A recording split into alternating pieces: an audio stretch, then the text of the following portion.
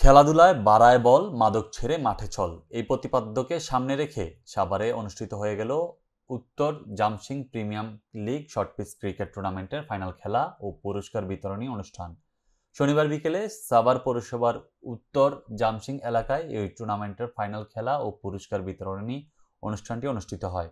অনুষ্ঠানে প্রধান অতিথি হিসেবে উপস্থিত থেকে চ্যাম্পিয়ন ও রানার্স আপ দলের সদস্যদের হাতে পুরস্কার তুলে দেন সাভার পৌর মেয়র প্রার্থী ও ঢাকা জেলা বিএনপির সাবেক যুগ্ম সাধারণ সম্পাদক লায়ন মোহাম্মদ খুরশেদ আলম, জাহাঙ্গীরনগর বিশ্ববিদ্যালয় স্কুল ও কলেজের প্রাক্তন প্রভাষক হাজী শেখ মোহাম্মদ আলাদ হোসেন মাস্টারের সভাপতিত্বে বিশেষ অতিথি ছিলেন আশুলিয়া থানা বিএনপির সহসভাপতি আনিসুর রহমান, বিসিএসআই এর কোঅপারেটিভ হাউজিং সোসাইটি লিমিটেডের সেক্রেটারি নজরুল ইসলাম, বিশিষ্ট ব্যবসায়ী ও সমাজসেবক আলমগীর হোসেন, উত্তর জামসিং কেন্দ্রীয় জামে মসজিদের সভাপতি হাজী মোহাম্মদ সানোয়ার হোসেন, পাথালিয়া ইউনিয়ন বিএনপির সহসভাপতি হজরত আলী, সাভার পৌর বিএনপির নেতা মোহাম্মদ খান মজলিস বাবু, বিশিষ্ট ক্রীড়া সংগঠক মনিবুর রহমান চম্পক ও বিশিষ্ট ব্যবসায়ী ও সমাজসেবক রাশিদুজ্জামান বাচ্চু। শাপলা চত্বরে সংগঠিত গণহত্যার বিচার দাবিতে রংপুরে মানব প্রাচীর কর্মসূচি পালন করেছেন রংপুর মহানগর ইসলামী ছাত্র শিবির। সকালে রংপুর প্রেস ক্লাবের সামনে রংপুর মহানগর ইসলামী ছাত্র শিবিরের আয়োজনে এই কর্মসূচি পালন করা হয়। এই সময় বক্তারা বলেন, 5 মের রাতে সংগঠিত হত্যাকাণ্ডের সঠিক ও নিরপেক্ষ তদন্তের মাধ্যমে দোষীদের দৃষ্টান্তমূলক বিচার নিশ্চিত করতে হবে। এ সময় উপস্থিত ছিলেন রংপুর মহানগরের সভাপতি নুরুল হুদা আনিসুর রহমান, জেলা সেক্রেটারি হামিদুল ইসলাম প্রমুখ।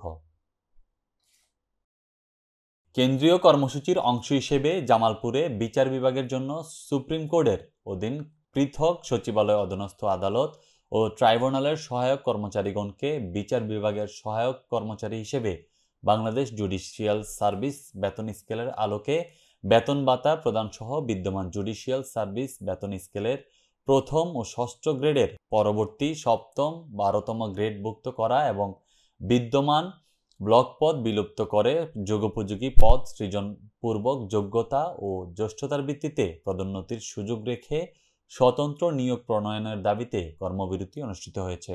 জামালপুর থেকে রাশিদুল ইসলাম সম্রাট জানান, সকালে বাংলাদেশ বিচার বিভাগীয় কর্মচারী অ্যাসোসিয়েশন জামালপুর জেলা শাখার আয়োজনে জেলা জজ কোর্ট প্রাঙ্গণে 2 ঘণ্টা ব্যাপী এই কর্মবিরতি অনুষ্ঠিত হয়। কর্মবিরতি অনুষ্ঠানে বক্তব্য রাখেন বাংলাদেশ বিচার বিভাগীয় কর্মচারী অ্যাসোসিয়েশন জামালপুর জেলা শাখার সভাপতি ও নেজারত বিভাগ ও দায়রা জজ আদালতের নাজির একেএম সরওয়ার জাহান সিদ্দিকী, সাধারণ সম্পাদক মোহাম্মদ আফরাহিম হাসান, জেলা আইনজীবী সমিতির সাধারণ সম্পাদক রিশাদ রেজওয়ান বাবু সহ অন্যান্য কর্মচারী কর্মকর্তাবৃন্দ। এই সময় বক্তারা আদালতে কর্মচারীগণের উপযুক্ত দাবি অবিলম্বে বাস্তবায়ন করে দীর্ঘদিনের সৃষ্ট বৈষম্য দূর করার জন্য সরকারের নিকট জোর দাবি জানান। অপরদিকে জামালপুর জেলা জজ আদালতে কর্মরত উন্নয়ন খাতে কর্মচারীরা গত 5 বছর ধরে বেতন না পাওয়ায় মানবেতর জীবনযাপন করছেন বলে জানা গেছে। বিচার বিভাগের জন্য সুপ্রিম কোর্টের অধীনে সচিবালয় অধীনস্থ আদালত ও ট্রাইব্যুনালের সহায়ক কর্মচারীদেরকে বিচার বিভাগে সহায়ক কর্মচারী হিসেবে বাংলাদেশ জুডিশিয়াল সার্ভিস বেতন স্কেলের আলোকে বেতন ভাতা প্রদান সহ বিদ্যমান জুডিশিয়াল সার্ভিস বেতন স্কেলের প্রথম ও ষষ্ঠ গ্রেডের পরবর্তী সপ্তম ও 12তম গ্রেডভুক্ত করা এবং বিদ্যমান ব্লক পদ বিলুপ্ত করে যোগোপযোগী পদ সৃজনপূর্বক যোগ্যতা ও জ্যেষ্ঠতা ভিত্তিতে পদোন্নতির সুযোগ রেখে স্বতন্ত্র নিয়োগ বিধি প্রণয়নের দাবিতে কর্মবিরতি পালন করেছে বাংলাদেশ বিচার বিভাগীয় কর্মচারী অ্যাসোসিয়েশন পিরোজপুর জেলা শাখা। সকালে পিরোজপুর জেলা দায়রা জজ আদালত প্রাঙ্গণের সামনে সকাল 9:30 হতে সকাল 11টা পর্যন্ত 2 ঘণ্টা কর্মবিরতি পালন করা হয়। এ সময় দূর দূরান্ত থেকে আসা বিচার প্রত্যাশীরা দুর্ভোগের সম্মুখীন হয়। এতে বক্তব্য রাখেন বাংলাদেশ বিচার বিভাগীয় কর্মচারী অ্যাসোসিয়েশন পিরোজপুর জেলা শাখার উপদেষ্টা মাসুদ খান, সভাপতি মোহাম্মদ ওয়াহিদুল ইসলাম, সাধারণ সম্পাদক মোহাম্মদ হাফিজুল ইসলাম, সহসভাপতি সুহেল রানা, সহসভাপতি আল মামুন, সাংগঠনিক সম্পাদক মোহাম্মদ জাহিদুল ইসলাম মিঠু ও মোহাম্মদ মইনুল ইসলাম প্রমুখ। মাদারীপুরে 2 দফা দাবিতে বিচার বিভাগীয় কর্মচারী অ্যাসোসিয়েশনের কর্মবিরতি অনুষ্ঠিত হয়েছে। সহকর্মী মোহাম্মদ হেমায়েত হোসেন খানের তথ্য ও ভিডিওচিত্রে বিস্তারিত। বাংলাদেশ জুডিশিয়াল সার্ভিসের বেতন স্কেলের আলোকে বেতন ভাতা ও স্বতন্ত্র নিয়োগ বিধি প্রণয়নের 2 দফা দাবিতে মাদারীপুরে বিচার বিভাগীয় কর্মচারীরা 2 ঘণ্টাব্যাপী কর্মবিরতি পালন করেছেন। কেন্দ্রীয় কর্মসূচির অংশ হিসেবে সোমবার সকাল 9:30 থেকে বেলা 11:30 পর্যন্ত মাদারীপুর জেলা জজ আদালত প্রাঙ্গণে 2 ঘণ্টা সর্বাত্মক কর্মবিরতি পালন করেন মাদারীপুর জেলা জজ আদালতের কর্মচারীরা। এ সময় কর্মবিরতিতে মাদারীপুরের বিচার বিভাগীয় সকল কর্মচারীগণ উপস্থিত ছিলেন। কর্মবিরতি অনুষ্ঠানে বক্তারা বলেন, আমরা বিচার বিভাগীয় কর্মচারীরা বৈষম্যের শিকার হয়েছি। আমাদেরকে নিয়োগ দেয় আইন মন্ত্রণালয়, আমাদেরকে বদলি করে মহামান্য হাইকোর্ট বিভাগ, আমাদেরকে বেতন দেয় জনপ্রশাসন মন্ত্রণালয়, আমাদের কোনো অভিভাবক নেই। তাই কর্তৃপক্ষের নিকট আমাদের অনুরোধ, আমাদের 2 দফা দাবি মেনে নিয়ে বৈষম্য দূর করতে হবে। যদি আমাদের দাবি মেনে নেওয়া না হয় তাহলে কেন্দ্র থেকে যে নির্দেশনা দিবে আমরা সেই নির্দেশনা অনুযায়ী আন্দোলন করতে বাধ্য হব। এ সময় উপস্থিত ছিলেন বাংলাদেশ বিচার বিভাগীয় কর্মচারী অ্যাসোসিয়েশন মাদারীপুর জেলা শাখার সহসভাপতি আল মামুন, সাধারণ সম্পাদক মোহাম্মদ শহীদুল ইসলাম, সাংগঠনিক সম্পাদক মোহাম্মদ আরাফত উল্লাহ সহ জেলা কমিটির নেতৃবৃন্দ।